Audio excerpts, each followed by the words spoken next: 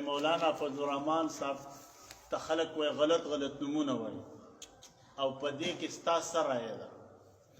زما رایه دا د هغه د الله د پیغمبر وارث دی، د شپږو لکو علماو قیادت کوي، مشر کوي.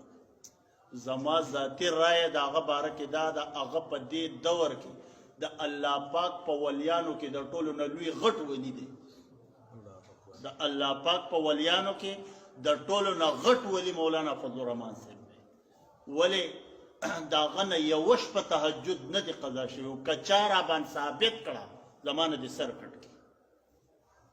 بهرحال دومره بل دا دی هغه ایمان په کم ځای کې محفوظ ساتلی، پټکۍ ورته کوز نه کو، د پیغمبر سنت په هغه ایوان کې باقي برقرار ساتلی. ستا د دین د اسلام د جماعت د مدرسې د اسلامي بل خلاف چې کار کېږي د هغې دفاع کوي، نور د الله ولی ته څه ته وایي؟ او ته په دې ځای کې چې په تصویر کې وینې نو تخنیږې ورته او هغالته کې ورته ناست دی، خو ایمان یې محفوظ ساتلی. خو بهرحال چې کم خلک هغه نه مني نه دی مني. زما خو خپله رایه دا ده چې کم کس پسې کنځلې کوي په ما پسې دې مونځ نه کوي. چې کم کس هغه ته سپک الفاظ استعمالوي قطعا حرام دی په هغه چې په ما پسې غوږونو له لاس وینځي. زما خو دقه رایه ده. زه د هغه د خپو خاورې هم نه یم. تمام علما و مکاتب فکر زما د حدیث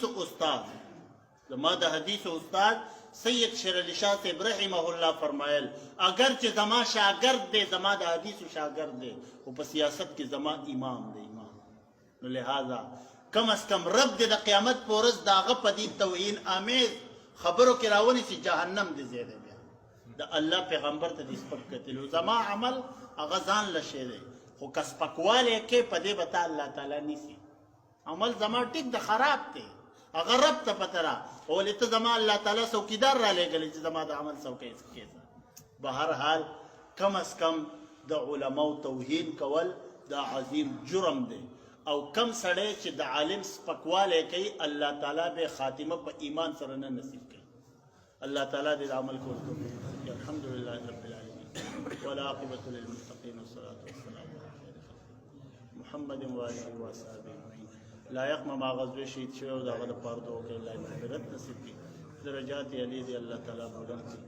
زمونږ کلي کې ولی رحمان بھائی هغه وفات شوی او د هغه لپاره په اخلاص دعا وکړئ الله تعالی یې کامله بخښنه نصیب کړي، درجات یې عالي دي الله تعالی بلند کړي. کریم مولا قبر یې د نور نه ډک وګرځولی کړي، اسماندګانو یې د زړه صبر ورکړي. ربنا تقبل منا